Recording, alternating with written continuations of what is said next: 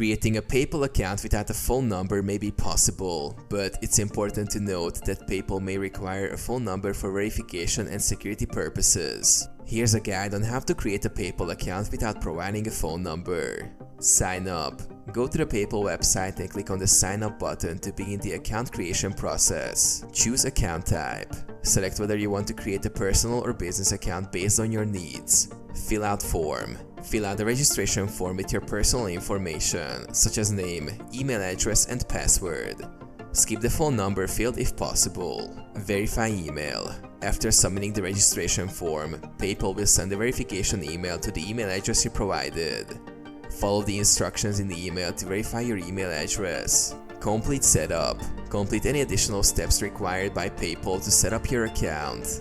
If asked for a phone number, try leaving the field blank or entering a placeholder number. Verify identity. PayPal may ask for identity verification at some point during the account setup process.